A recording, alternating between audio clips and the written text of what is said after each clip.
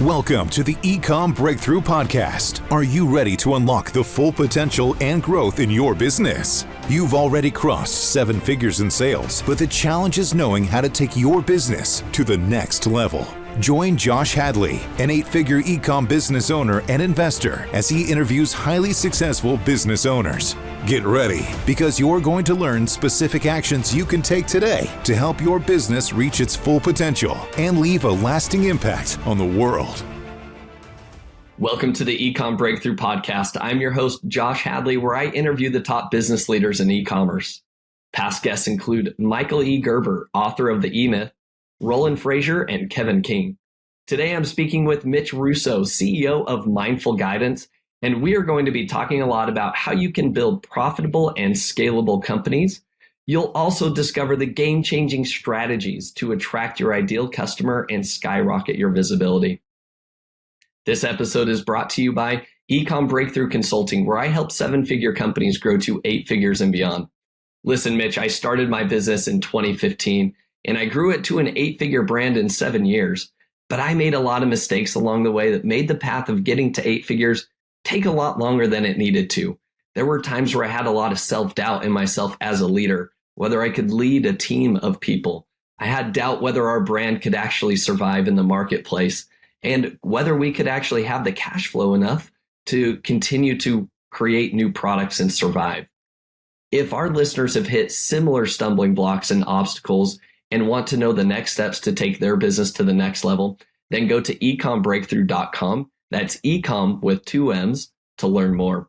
And as a special bonus to my podcast listeners, this month I'm giving away one $10,000 comprehensive business strategy audit session at no cost. All you need to do is email me at josh@ecombreakthrough.com, and in your subject line say strategy audit, and then tell me why I should choose you and your business to work with for this month. Today, I am super excited to introduce you all to Mitch Russo.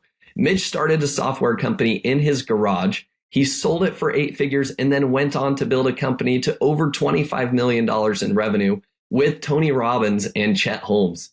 He has been nominated twice for Inc. magazine's Entrepreneur of the Year, and he has authored multiple books, including Power Tribes, How Certification Can Explode Your Business, and how it helps companies create a massive force of loyal, enthusiastic fans who actually pay for the privilege of becoming a member of your tribe, as well as The Invisible Organization, how ingenious CEOs are creating thriving virtual companies. So with that introduction, welcome to the show, Mitch. Thanks so much, Josh. Really appreciate it. Mitch, I am super excited to have you on the show. You are well known in I think the coaching space. But you've authored so many books. You've worked with so many big influencers, Tony Robbins, for example. And so you have a wealth of knowledge, let alone you've built and scaled your own businesses. You've managed a team of more than 300 people. And so I'm really looking forward to the advice that you can share with our listeners who have already created successful businesses, but want to know the next steps to take their business and how they can scale it to 8 figures and beyond. So, Mitch, there's a lot that we could talk about today. What are some of the things that, are on the top of your mind right now as you think about our audience of e-commerce entrepreneurs and how they could actionably scale their business to 8 figures and beyond? Well, let's basically start out with the fact that if you had more customers, you could probably sell more product, right? So if you had a way to increase your number of customers, that would work. And then, of course, if you increase the value of any single transaction and you had more customers, well, that would more than double the results. And let's add one more small trick there. And let's say we increase the number of times each person purchased.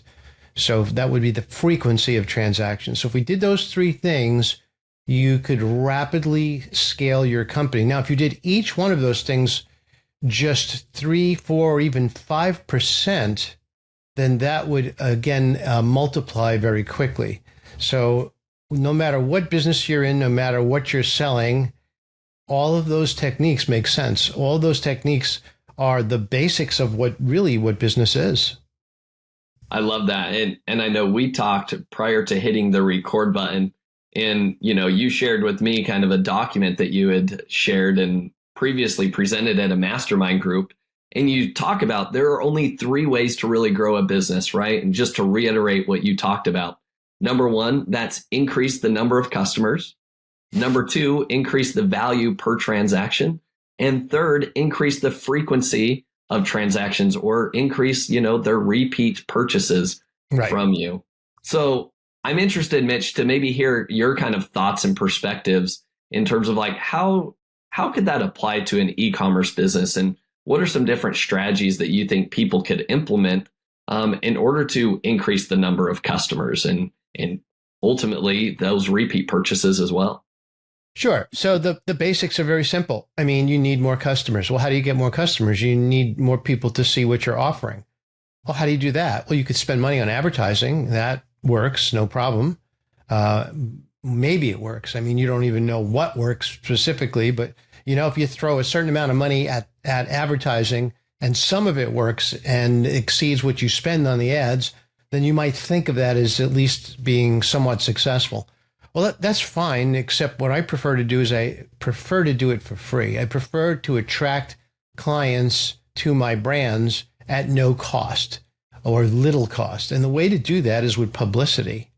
Now, when I started TimeSlips Corporation, I was, you might say, an e-commerce seller because I was selling a physical product, which happened to be software.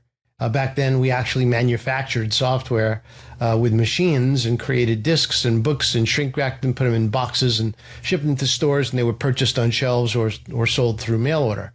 So same basic theory applies. Well, I built TimeSlips Corporation almost entirely on PR.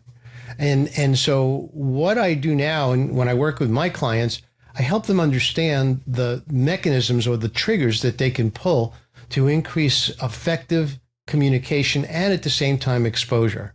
So one of those ways is to simply be on more podcasts like we're doing today.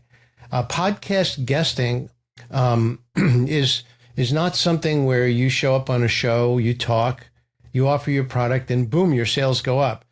Josh, I'm sure as you know, and you've been on many shows yourself, it could take 30, 40 different exposures before you see any actual results. And the good news, though, is that if you're doing 30 or 40 shows in a short period of time, like 6 months or less, then it will build over time, too, because podcasts are evergreen. And so I have a strategy for podcast guesting that's very effective. And I have a document that I created, which I gave you access to, Josh, that you could share with your listeners, which would allow people to follow the format that I lay out in this document and present to a variety of shows where you could be a guest. Now, the single misconception about podcast guesting is, hey, I need to be an authority in order to be on a show. Well, maybe, but you just need to be an authority in the thing you already are an authority in. So, I mean, if you sell lollipops, you're an authority in lollipops, and now you have more knowledge about your industry than you may even realize. So we call that unconscious competence. If you have unconscious competence and you start talking about it, people are going to know very quickly that you're actually a pretty smart person and you have a lot of experience in this very narrow area, which you thought initially maybe didn't apply to others, but in those terms, it actually does. So my suggestion would be to download the free giveaway that I provided you, and inside there are directories. There are several listed. I think one of them is out of date, but the others are all working. And you could download these directories, or you could apply and create a profile online for free or for $5. And now people can find you if they're looking for speakers on your topic. Conversely, you could open up those same directories and look for shows that you would be a good fit for. And then you use the form that I provided in that download to apply to be on that show. Highlight the areas that you're skilled in and would like to talk about, and what you have as a benefit to the podcast host in terms of promoting the show as well. So that's just one technique. I love that. So just as Mitch talked about, he does have a free, super valuable PDF that he's sharing with everybody. It's a free ebook. Okay. And it's called, Profit Stacking, right? And it's your profit stacking secrets, how you can supercharge your authority and attract a flood of customers all for free. And so I will link that in the show notes for everybody to go get a copy of that. But I can't encourage people enough to go take advantage of that. Now, Mitch, I want to kind of double down on that because I love what you just talked about there. I asked you the question like, okay, so I'm an e-commerce business. I'm selling physical products. How do I increase my number of customers? The immediate thing that I think comes to everybody's mind is, well, need to start doing Facebook advertising, maybe do some TikTok ads now, need to do some Google. The list goes on and on, ad after ad. Mm-hmm. I love that you immediately went to PR, free publicity, right? And one of the secrets with that is, specifically you called out podcasting. So with that, Mitch, I'm curious if we can maybe run through like a hypothetical situation, and maybe there's a couple hypothetical situations we can provide. Let's say we've got an e-commerce brand, and let's say they're selling Christmas greeting cards as an example, or just greeting cards in general. What are ways, if that's a brand that you're working with as a client and they want to increase their PR and getting on podcasts? I think it's self-evident to most people that, hey, if I'm an influencer and I'm a business coach, right, I should go onto podcasts and showcase my expertise. Mm-hmm. What if I'm just a designer and I've just designed some beautiful greeting cards or birthday cards for somebody? How would that apply for somebody in that situation? Well, you said just a designer. I assume you're saying a designer and someone who sells the physical cards as well. Is that right? Correct. Yeah. Okay, good. So if I were to open up any of the directories that I link to in my guide, one of the first things I would look for are Christmas shows or holiday shows and see who is talking about that in the holiday space. The other thing I would do is I would look for shows on art. I would look for shows where the host is talking about art, creating art, selling art, growing an art-based business. I would talk on those shows as well. The third thing is I would talk about people who are already selling art, or look for shows where you talk about marketing your art, which is different as well. And there again, there's probably a whole nother group of shows out there. There are over 2 million podcasts listed overall on Apple podcasts. And even if you did nothing else and just went to Apple Podcasts and started going through the list by category, even if you're creating, designing, and selling greeting cards, you will find shows that I think would be happy to have you speak. I love that. And then for the listeners of those shows, do you feel like that, like just kind of repeated exposure of hearing your brand name leads to, more customers that end up going to your business, and purchasing those products? Because, if you go to a show and it's talking about, how to market your products, right? And your creative designs and how to monetize those. Do you feel like still those end users and the people listening to that podcast are still the target audience that would say, oh yeah, I want to go, check out some cute greeting cards or something like that? Hard to tell. And the only way to really know is to try it. It's the solution to all problems in the software space is we don't know if it's going to work. Let's try it. And it really it's even the solution to all marketing as well. We don't know if that's going to work. Let's try it. So try it a few times. Maybe there's an angle that you haven't thought of that you will think of when you get on the show. Maybe the host will ask you a question that opens up a whole area for you to discuss that would be very valuable and very attractive to listeners. Now, keep in mind, as an e-commerce provider, as an e-commerce reseller, your brand is less important than your products. Ultimately, you can build a brand, but truthfully, what you really want to do is you want transactions. So even on a show like that, if they list your website, if you're able to describe what you do and some of the fun things that you've created and how they're for, different occasions and how you can go to the site and get ideas for presents or gifts.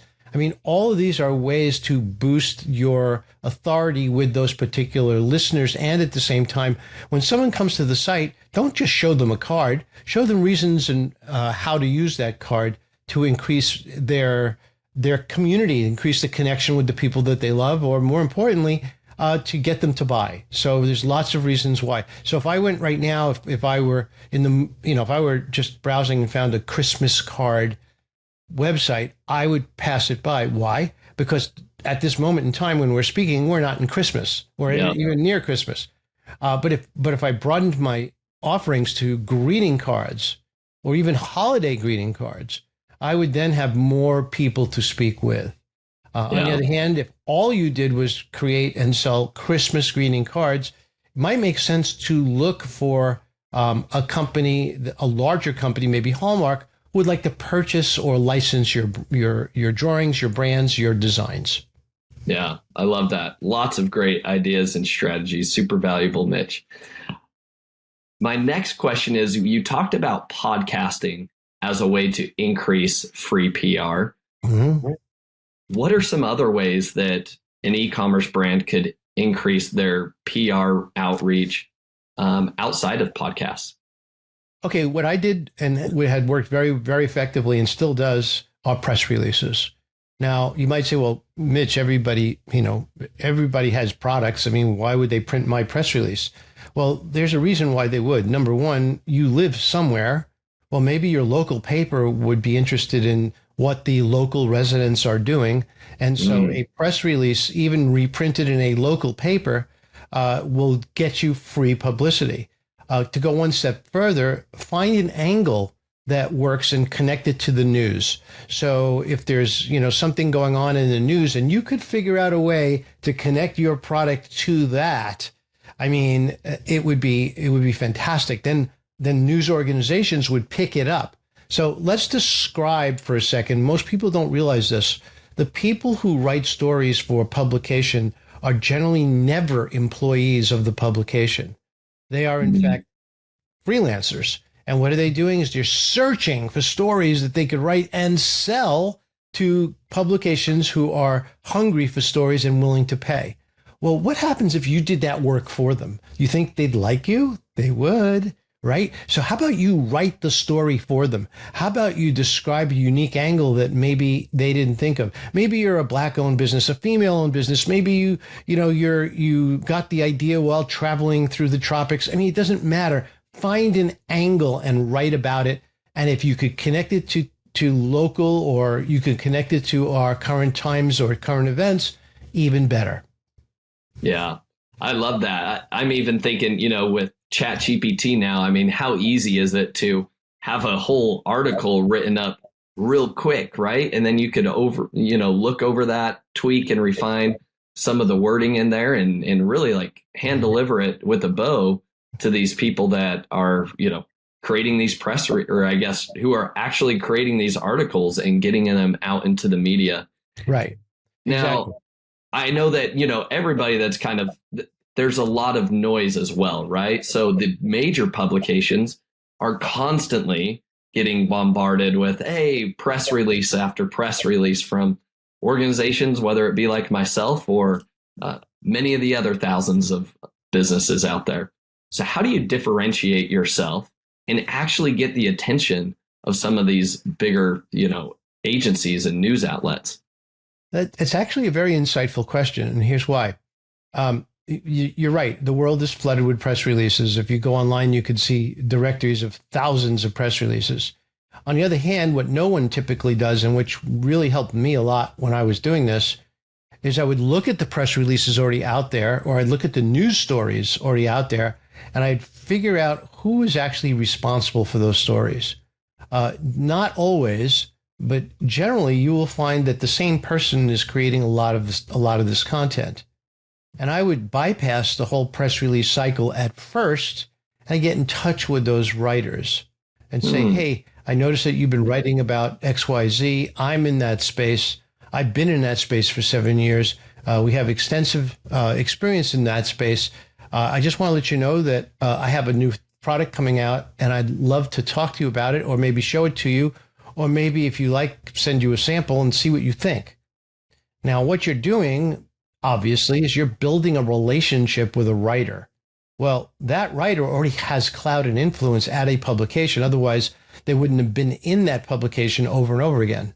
So you still might need a press release. It still might be a good idea, But now instead, what you've done is you've sort of opened the secret door behind the press release mechanism and actually built a personal connection with someone of influence at the publication. Now you may say, well, Mitch, this takes a lot of time and I'd rather just place a Facebook ad. And the truth is, if you have the money to do that, go ahead. I didn't have the money. When I built TimeSlips Corporation, I had a total marketing budget of $10,000 and I wasted it on the wrong thing in the first 30 days of opening the business. I was so naive. I thought if I spent it on one ad, it would skyrocket the business and we'd be, the size of IBM tomorrow. Well, it didn't quite work that way. And instead, after I lost all that money, that's when I really learned, I had to learn how to market, how to produce a impact in the marketplace, how to find these people and pitch them and then get them to write about me and my products. That is a brilliant strategy. And I love, there's two things there, two takeaways for me. Number one is learning through experience. Like you said, you kind of spent $10,000 on a single ad, hoping it would revolutionize your business. But then it brought you back to reality and you didn't give up, right? And you started to think more creatively, which I think ended up opening a lot more doors and opportunities for you. And so I think that's a whole other tangent of just never giving up and understanding there's a higher power. And, if one door closes, another door will open, but only if you keep moving forward and you keep knocking and you keep trying. So I love that aspect of it, but I also love the brilliance of doing the work that most people are not willing to do. Most people only want the easy button. They only want to create an ad and they just want to click the buttons all right, publish my ad on Facebook to millions of people now, right? Mm-hmm. That's the easy button, in my opinion. The hard work is how do you go build a meaningful relationship with somebody that takes time?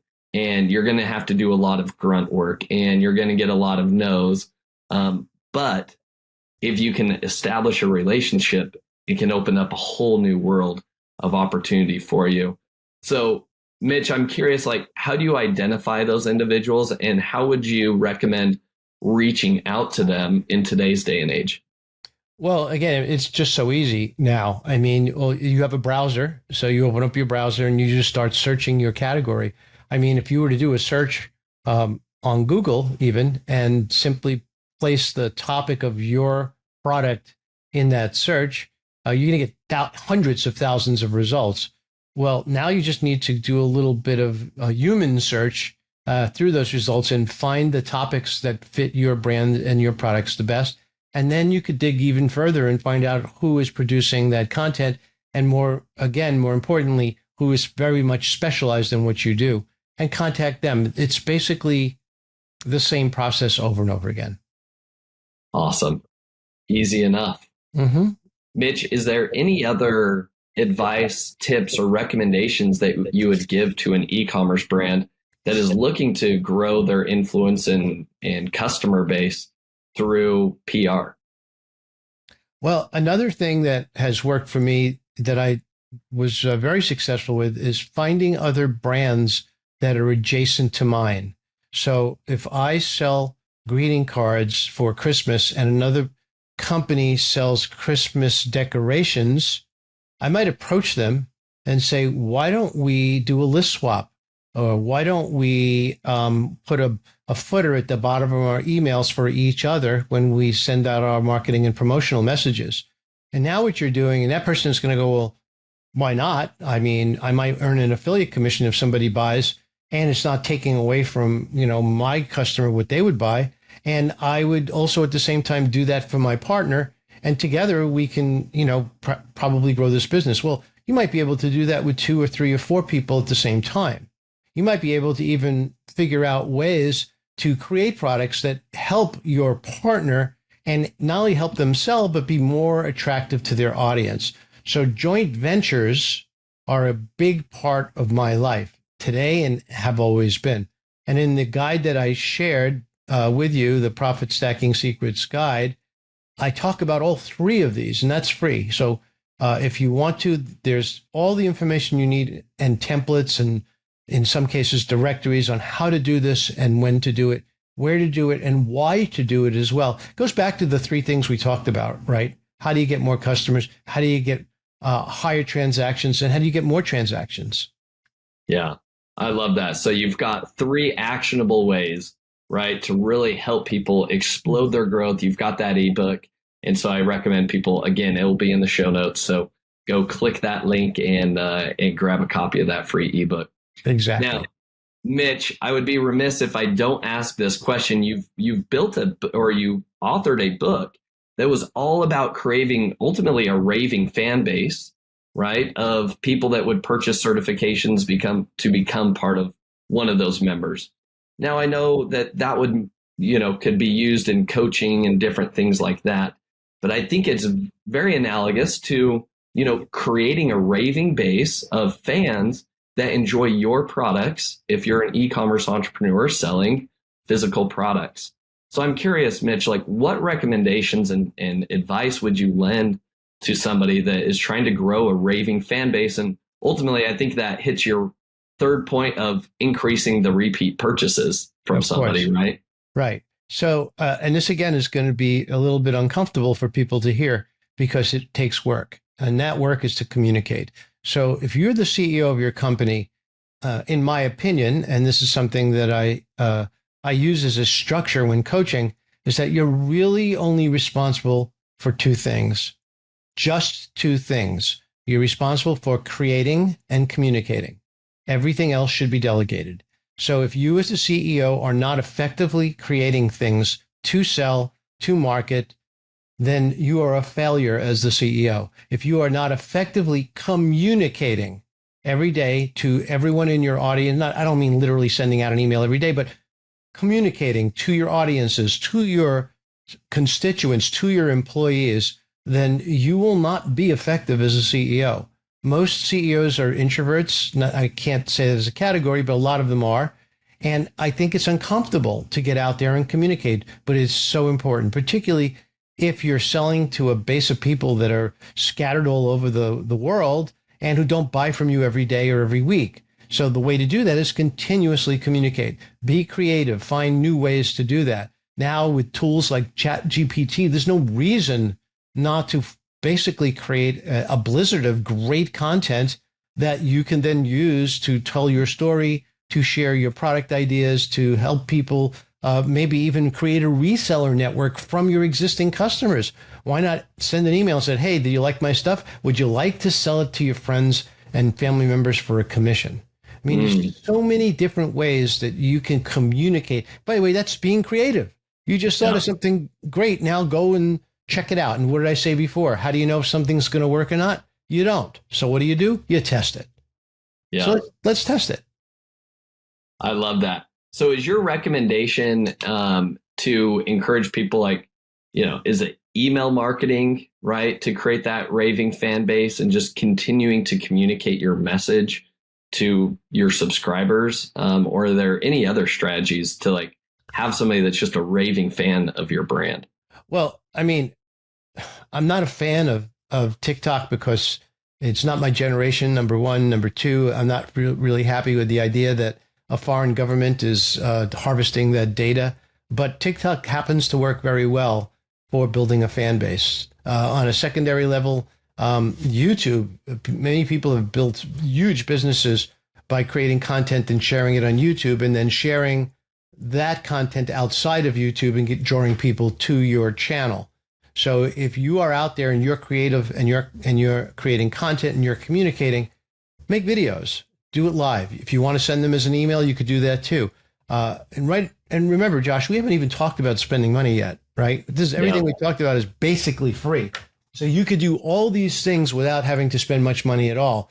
I mean, truthfully, if you instead of wasting money on ads, you take that same amount of money and put it towards a little more professional production of the videos that you create, that might be a bigger lift than any ads you can run, unless you have a huge budget. Unless you're carpet bombing America with your ads, you're not going to be as effective as simply increasing the quality of what it is you already put out. Yeah, that makes a lot of sense. And I love that. Yeah, there are so many platforms out there. It's kind of, would you tell people to really hone in on a single platform instead of going broad, at least to begin with? Well, I think you have to find your platform. For different people, it's different platforms. For some people, it's Facebook. For others, it's LinkedIn. For others, it's TikTok and YouTube. I mean, find your platform. It may mean that you're scattered a bit at first, but that's okay.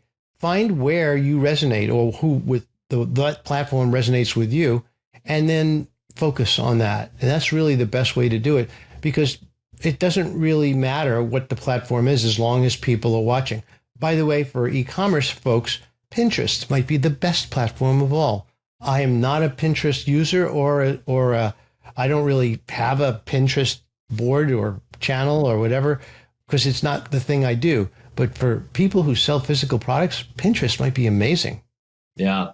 And Amazon announced their partnership with Pinterest. And so expanding Amazon's ads on Pinterest, I think there's an obvious reason, why Amazon is doing that, because obviously it's being successful for other sellers that have been creating Pinterest ads and trying to create an audience there. So I love that. Mitch, I'm also curious, going back to, one of the books that you have authored, The Invisible Organization, what are some of the high level takeaways that you would share with our e-commerce entrepreneurs and CEOs that are looking to establish their business and grow their team, right? They've probably got to 7 figures with just a couple team members, but in order to get to 8 figures and beyond, they're going to need to scale their team. So how do people do that in a virtual world without necessarily needing to open up an office space? Sure. Well, that book was written in 2013, 14 era. And so that book was written about my experience in scaling a 300-person organization completely virtually and running it from a spare bedroom in my house at the time with Tony Robbins. And I don't mean that Tony was in the bedroom with me. I mean that Tony was a partner in that business with Chet and I. And Chet and I both operated from our homes. So I was able to run that business for 2 very important reasons. Number one is because we understood our expense structure. So we actually had no capital equipment. And I realized that may not apply to some of the listeners on this show. You may need capital equipment in order to manufacture what you do. But I suspect not. Many of you probably get your stuff from China. But nonetheless, what we focused on in that book, more importantly, is how to lead a virtual organization. Leadership is key when making and building a virtual company. In the old days, if you had a physical company, there used to be something called MBWA, management by walking around. Now, when I built a software company, I had 100 employees. Every single day, 3-4 times a day, I get my butt off out of my chair and I'd walk the whole facility. I'd walk all through tech support, all through customer service, all through the sales department. I'd stop and listen to calls. I'd chat with people. Why? Because I want them to know that I cared. I want them to know that I'm listening. So, well, how do you do that in a completely virtual company? You have to over communicate. And when I say over communicate, what it really means is that you're communicating at the right level. It feels like you're over communicating because you're not used to communicating as often. So what does that look like in today's world? Well, that might be a WhatsApp group, or that might be a Slack channel, or that might be a daily email broadcast, or that might be an open office period every single week where anyone in the company can sort of tune in and ask questions. That might be pizza day where you call up Papagenos and send pizza to everybody in your organization, even if they're not anywhere near you. And there's all different ways to continuously stay top of mind with the people in your organization and show that you care and show your leadership. Yeah, I think that's a great recommendation. And again, it goes back to that, overall communication is key as a CEO, especially with your team. You can't just hire somebody and say, well, they're a digital marketing expert, so they're going to, everything they touch is going to turn to gold. You need to have constant communication with them, one-on-one meetings, and continuing to provide them with guidance. And there's so many strategies that we could go into in terms of how to effectively communicate your visions and goals and, what things need to be accomplished this week and month and quarter overall. And we'll save that for another time. Sure. But Mitch, this has been a super valuable episode. Is there anything else that we haven't talked about that you would love to leave our guests to help them scale their e-commerce businesses to 8 figures? Well, the other thing that most people will run into in an e-commerce business is I guess what you might call product burnout, meaning you sell a product, maybe you have one product to start with and you sell it to, pick a number, 1,000 people. But then you say, well, okay, I have to now find that 1,001 person or the 1,002 person. But instead, why not get more products? You already know those 1,000 people. So constantly be looking for products that are complementary to your market. And by the way, with a little bit of forethought, you can build a brand around what it is that you create by keeping a product mix in that same category. So if you're selling shoes one day and then you're selling pants the next day, well, okay, that's fine. You're in the clothing space. But if you're selling one type of shoe one day, another type of shoe the second day, then you become a specialist in selling shoes. People will want to check in with you and see what new shoes you have before they make a purchase. So there's lots of ways to stay on top of, and by the way, it goes back to communicating, right? Creating new products and communicating. So what did I say before? The role of the CEO is to create and communicate. There you go. I love it. It all comes full circle there. Create and communicate. Now, Mitch, as we leave this episode, I love to leave the audience with 3 actionable takeaways from each episode. Here are the 3 actionable takeaways that I noted. Let me know if you think I'm missing something. Number 1, grow the number of customers that you have for your business by implementing some free PR tactics that Mitch shared with us on this episode. There was podcasting. There was reaching out to news agencies, even local news agencies, and getting your press releases in their hands. And then third, he also talked about doing joint ventures with complementary brands in the same space that offer similar but related products, and maybe create some type of affiliate structure and email sharing with those to increase the number of customers that you have.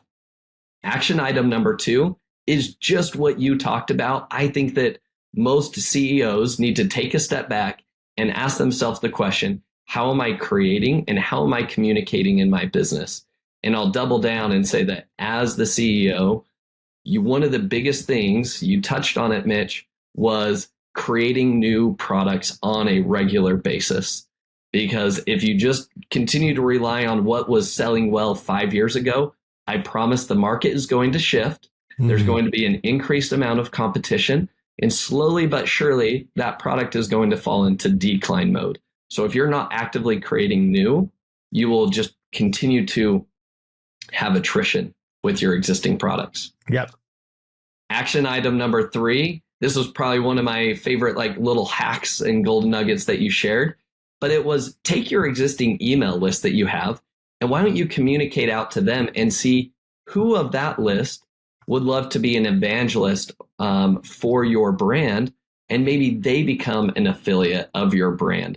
And so rather than thinking, hey, I've got to go find all these Instagram or TikTok influencers to work with, why don't you first start with your list of subscribers that have been following you and ask them to promote your products, and you start giving them a cut.